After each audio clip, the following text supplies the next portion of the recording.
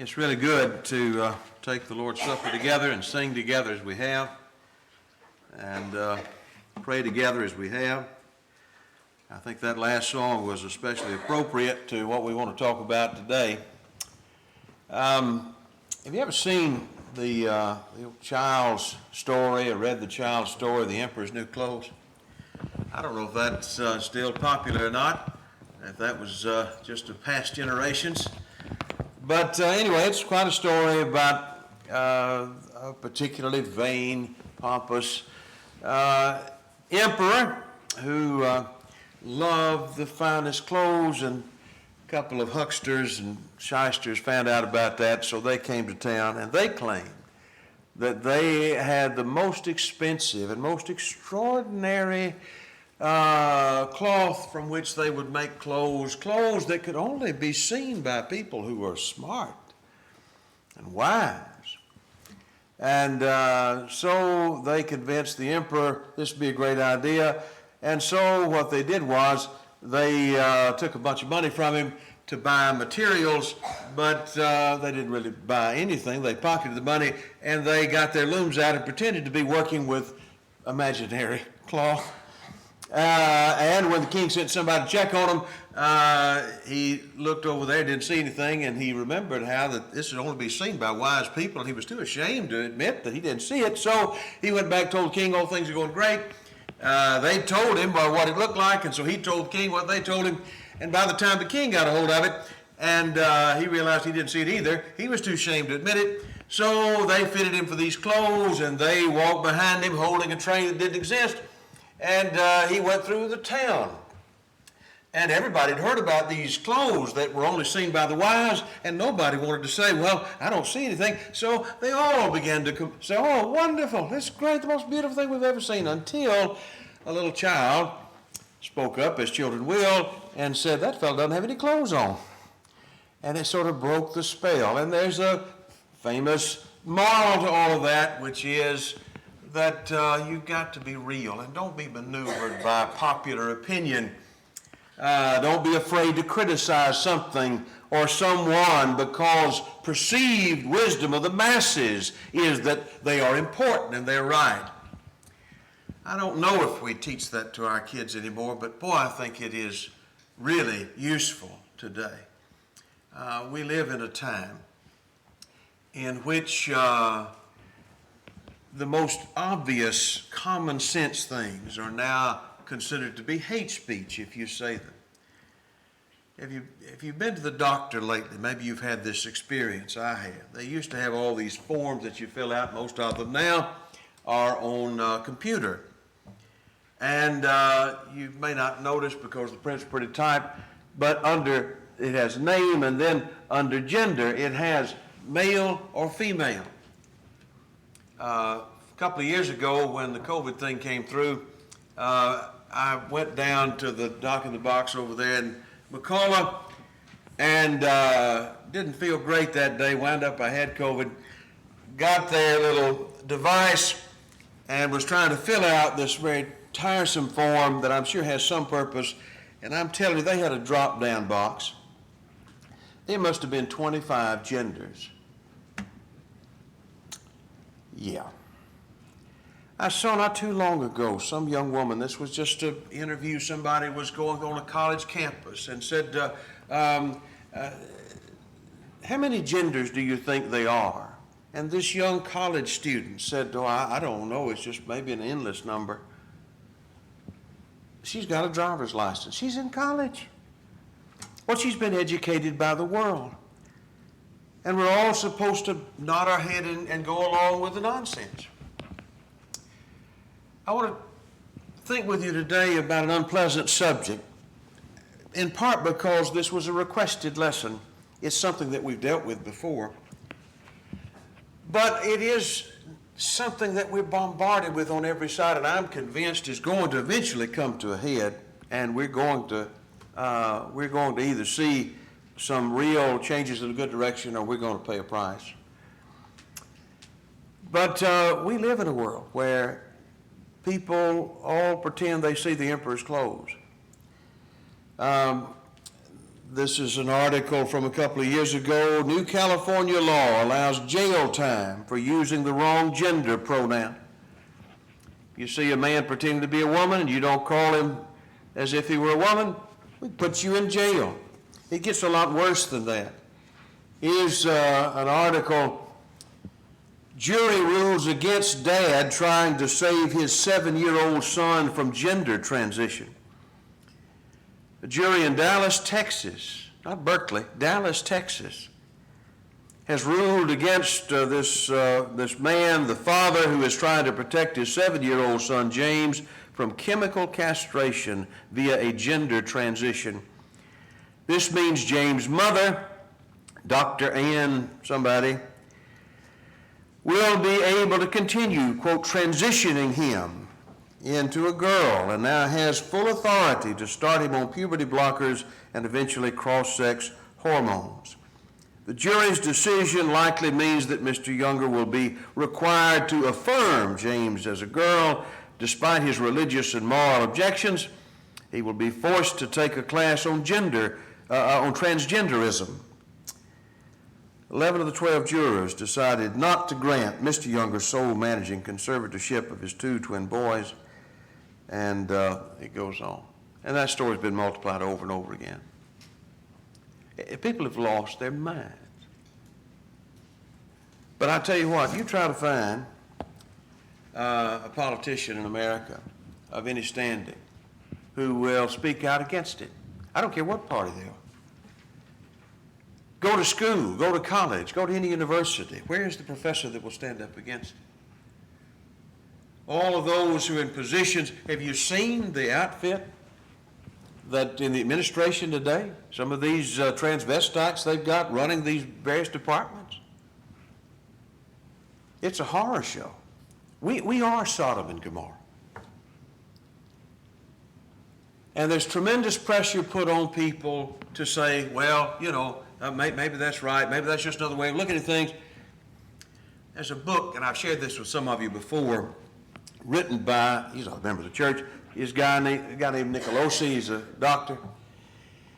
And he wrote A Parent's Guide to Preventing Homosexuality. It is worth reading. It's been out about 20 years. And in the book, he writes, we cannot go along with people who, many of them within the medical health profession, say that each of us can be whatever we want in terms of gender identity or sexual orientation. They speak as if being gay or lesbian did not have the deepest consequences for us as individuals, for our culture, for the human race. They speak as if our anatomy was in no way our destiny. They imply that when we help our children to grow more fully into the maleness or femaleness that is their created destiny, we are merely perpetuating an outdated gender stereotype. But the human race was designed male and female. There is no third gender. Furthermore, civilization has shown us that the natural human family, father, mother, children, with all its faults, is the best possible environment for the nurturing of future generations. Have we really gotten it all wrong for so many hundreds of centuries? Yes, we have. Put the blinders on. Don't ask questions. March ahead. Later on in the book, he says, the most important message we can offer is there's no such thing as a gay child or a gay teen. I hate using that word that way. Homosexual is a euphemism, a ruined word. But he said there's no such thing as a homosexual child. We're all designed to be heterosexual. Confusion about gender is primarily a psychological condition, and to some extent it can be modified. I want to emphasize this point. You know, I know that there are folks who think this is just hateful, hate speech. There's no hate about it. We're just not helping people who have mental confusion by making them feel like, well, no, you're right. You are a giraffe or an eggplant or whatever you decide you are. That has nothing to do with reality. We're not helping people. We're just trying to keep ourselves out of trouble and just letting folks go down the drain. I love these folks. I want nothing but what's best for them. I want them to go to heaven. I want to go too. But we live in times, as I said, where people have lost their mind. I think it's interesting. I found this quotation. This woman is a homosexual. But her take about this idea of homosexuality being normal, she said it's not normal. On the contrary, it is a challenge to the norm. Nature exists, whether academics like it or not. And in nature, procreation is the single relentless rule. Procreation is not possible in homosexual relationships, is the obvious point. That is the norm. Our sexual bodies were designed for reproduction. No one is born gay. It's a ridiculous idea. Homosexuality is an adaptation, not an inborn trait. She acknowledges that. Well, who wouldn't? It's common sense. Someone else made the point. Mr.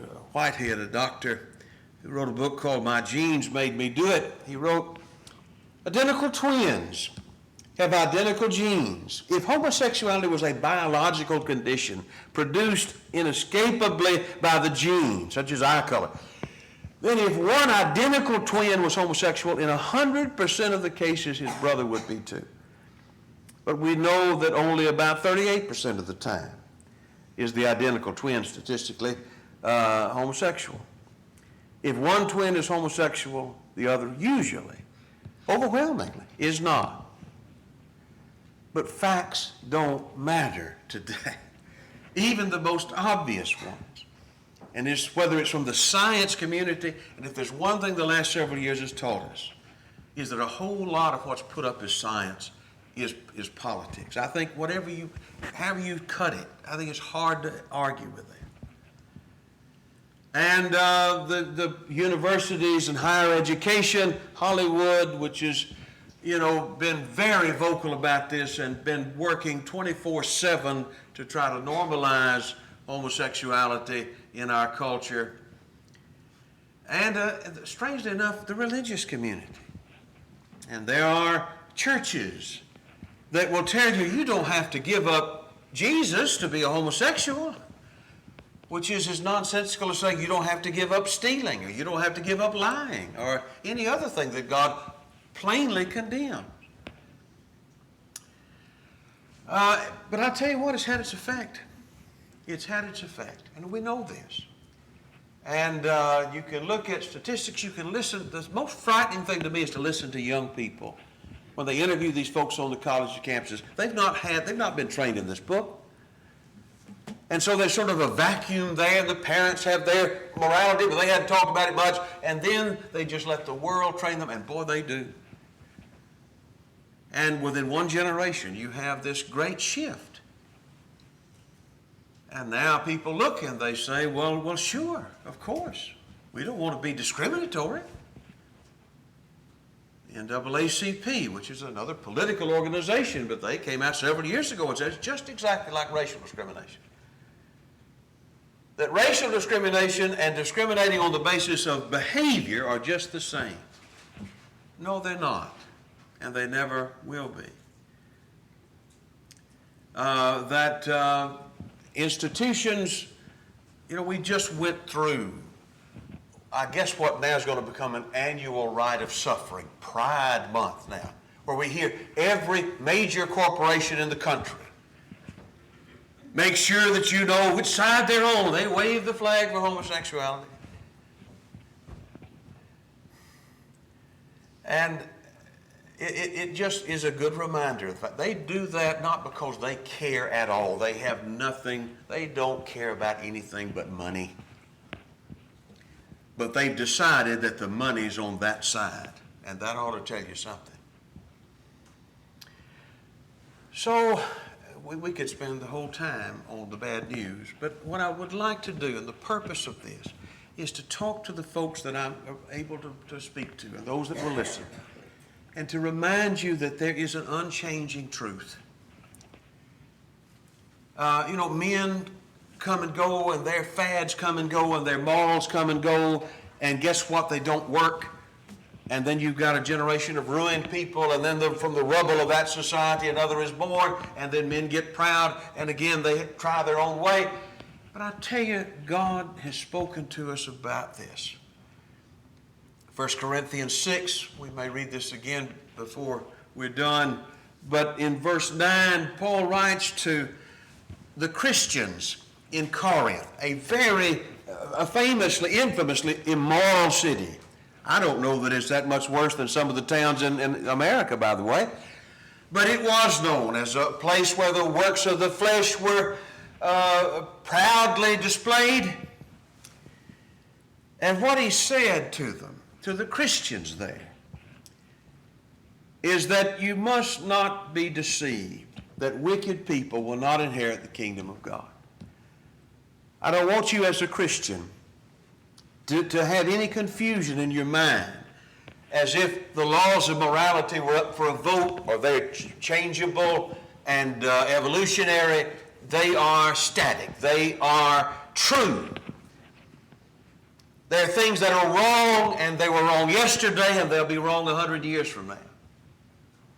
Sexual immorality, idolatry, adultery, male prostitutes and homosexuality, thieving, greed, drunkenness, slandering, robbing. It's not a complete list, but he says there are just some things that the world will praise or at least excuse, and he said they will condemn your soul. And he said this in verse 11. He said, such were some of you. You know these things. You came out of them. Some of you did. But you were washed, sanctified, justified in the name of the Lord Jesus. This is a great passage. It's an encouraging passage in many ways. It reminds us in the first place that these behaviors are not new. Not one thing. That men have not invented a sin since the Garden of Eden, I reckon. Sin is not new. And it's never been accepted by God. But there's also, I think, a hopeful message, isn't there? And that is that it's possible to go from that mire and be cleansed and walk a different life. That's the message I wish we could share with the world. That you may be caught up in homosexuality, but you don't have to stay there. You may have these feelings. You know, here's a heterosexual who has feelings for somebody else's wife. He doesn't have to act on them. And he can heal his mind eventually. If he'll follow God's instruction, he can turn away from that sin as well. We can turn away from any sin, from drunkenness or whatever it might be. It may have a hold on us. It may have a stronghold on us. But it's not something that we have to stay with or remain in the clutches of. God will help us. But God can't help us if we've convinced ourselves that we can just wallow in the mire and that He'll take this, it's good enough. It is not good enough. So, I want to think with you today about a biblical history of homosexuality. And what I'd like to do is just to look through the Scriptures and find not maybe all, but some of, a number of, biblical references that at least do bear on the question of whether homosexuality is pleasing to God. We'll start with the Old Testament, and we'll look in Genesis chapter 2, where the Lord caused a deep sleep to fall upon Adam, and he slept, and he took one of his ribs, and he closed the flesh instead thereof. And the rib which the Lord had taken from the man, he made the woman, and he brought her unto man. And he said, now this is bone of my bones and flesh of my flesh. She shall be called woman, because she was taken out of man. And therefore shall a man leave his father and mother, and cleave to his wife. And they shall be one flesh. And they were both naked, the man and his wife, and were not ashamed. What do we find in this passage? Well, we find that God has a design for humanity in that He created male and female. There are only two genders. There always have been two genders. And a man was to leave father and mother and cleave to his wife to begin a new family, a new nucleus. These two would enjoy a physical relationship. They would be one flesh as well as one spirit. They would procreate and create a family, and then that process would be repeated. God created marriage, and he created it to be good. It was a part of his blessing of humanity. It is not good that man should be alone, he said. He said, be fruitful, multiply, the procreation of the race. This also is a great blessing. And one of the blessings of having children, every parent in this room knows this, is that children bring so much joy to your life, and they add such a dimension to your life. All of that is not, none of it's accidental. It's all the design of God, and it all comes through this relationship of male and female, and a committed relationship in which two people are married as long as they both shall live. That's what the Scripture teaches. That's God's design. So the very story of creation itself speaks clearly about our subject. Whatever is not a part of what God designed is outside of his authority. And it does not work as God intended for this relationship to work. We don't have to read long in the book of Genesis before we do come to the story of Sodom. It is unforgettable. Genesis chapter 13, we first read about Abraham and his family as they are in Canaan, settling there, and Lot, Abraham's beloved nephew, settling among the cities of the valley, and moved his tent as far as Sodom. And you have this ominous note there early on in the account. The men of Sodom were wicked, great sinners against the Lord. As the story continues, we read in chapter 19 about Lot being visited by two men that are actually angels.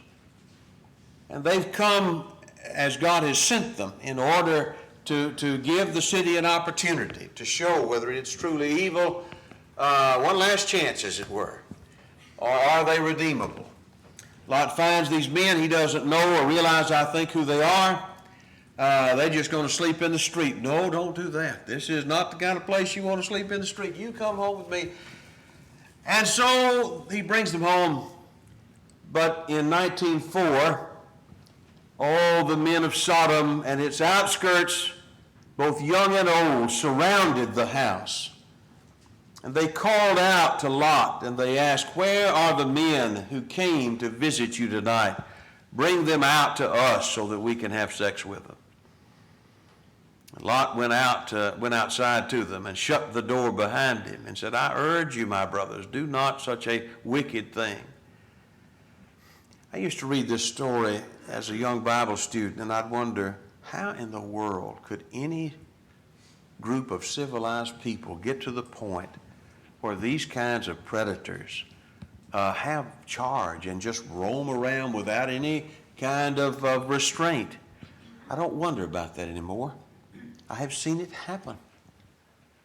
I have seen a society go from here to here in a remarkably short period of time. And I'll tell you, if we knew more of the history of Sodom, I think we could find the exact same stages of what's called tolerance and acceptance and insistence and all the...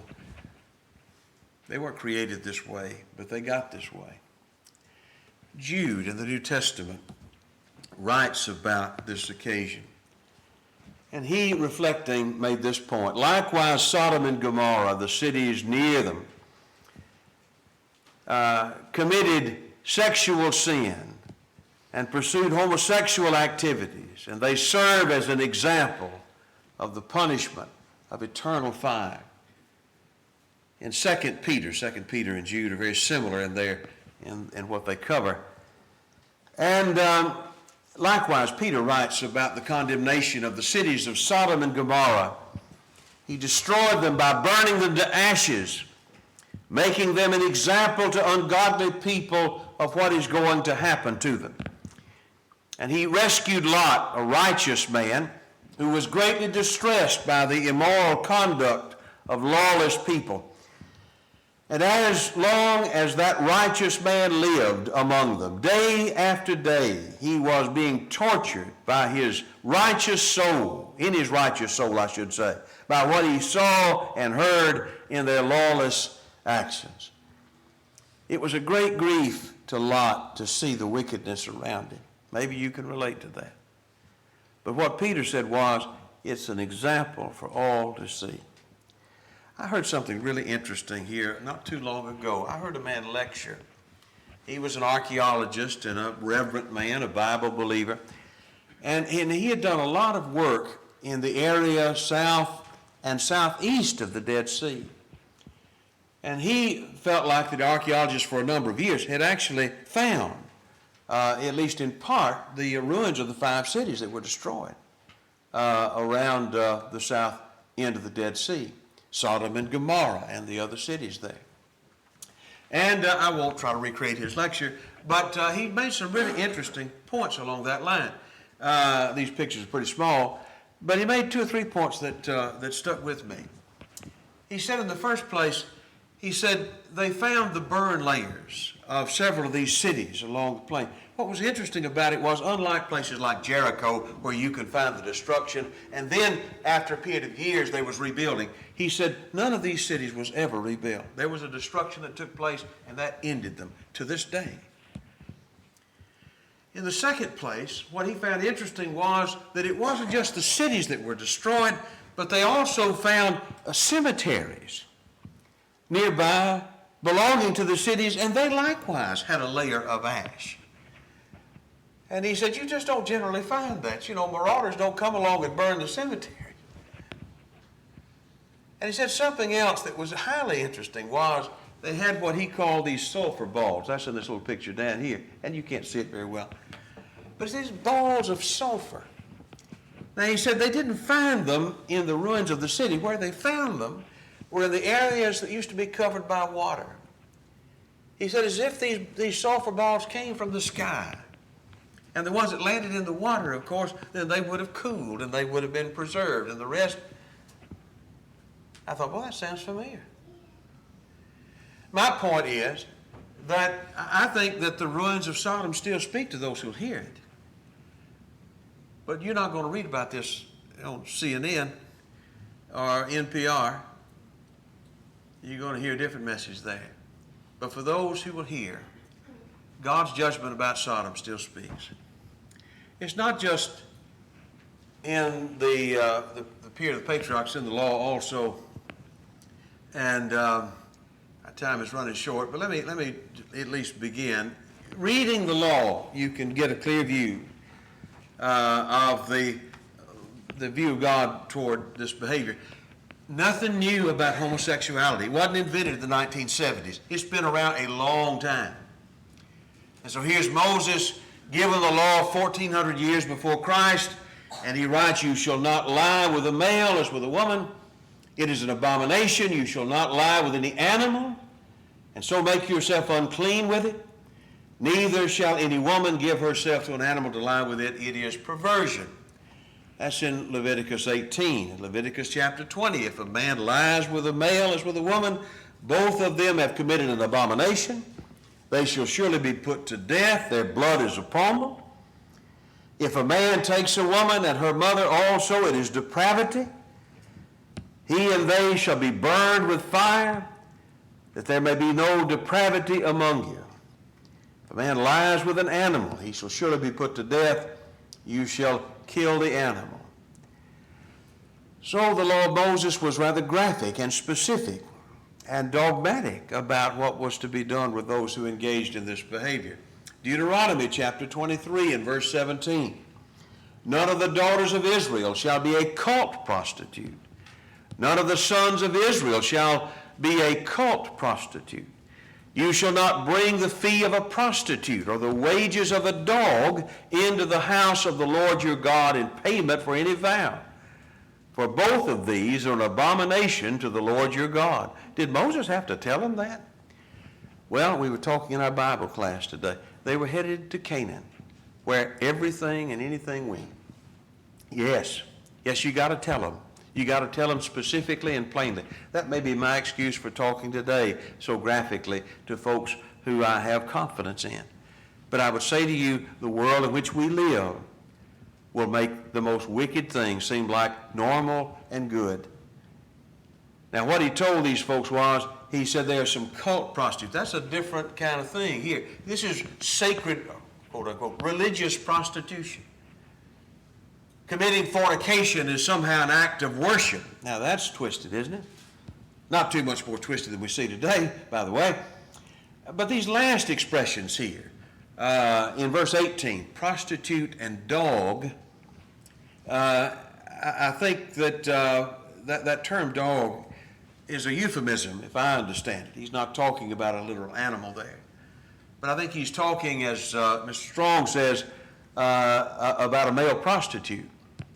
That puts a new light on that statement over in Revelation chapter 22 and verse 15, without are sorcerers and whoremongers and murderers and idolaters. He talks about those dogs. I think that's probably what he's had in mind there as well. So you have in the law a very powerful statement about God's despising of this kind of behavior. Now, somebody might say, we're not under that law anymore. Yes, you're correct. That's right. But it's not just in the law. And we're going to talk this evening about the New Testament instruction as well on this subject. But I do think it's useful to mention because it shows that before the law, during the law, and after the law, God has always regulated this kind of behavior to immorality, to wickedness, to what was twisted and what would be harmful to those who engaged in it, what dishonored his name. And frankly, though I think that's rather fundamental, if I stood up here and said that every time we met, and if we met 7 days a week, I don't think that I could outdo the message you hear from the world the opposite way. So I'm not upset somebody requested this lesson. I'm glad they did. And it is something that we need to have a clear view of. But I'll say this as we close. We'll pick up tonight and try to finish this lesson out. I think we can. But as we do, I want to emphasize this point as well. That the reason why God gave this instruction, even in Israel, even under the law, why did he tell those people this was a capital offense and such ought to be destroyed if they did so? He told them that so that somebody would read that and say, God really hates this. It must be not good for me. I'm going to stay away from this.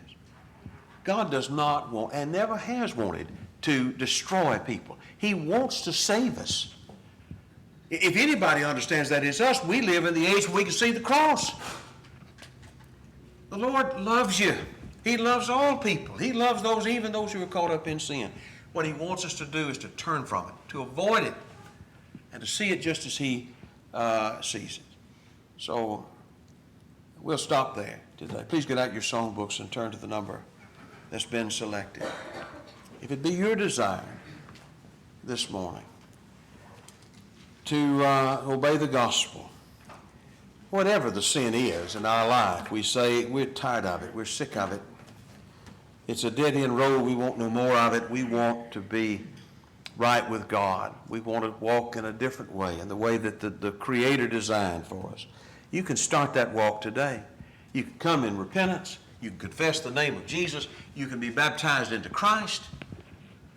And I tell you, you're raised to walk a new life, and the world won't understand you, and it'll oppose you, but you know where you're going, and you know how to get there. And that's the blessing. Jesus will be with you every step of the way. Maybe you're here as one who's done that, but you've stumbled. You've been distracted. You've gone back into the world in some way. Make that right with him. And if there's anything we can do to help you, encourage you, pray for you, please let us know how. Right now, as we stand, increase allegiance, will you?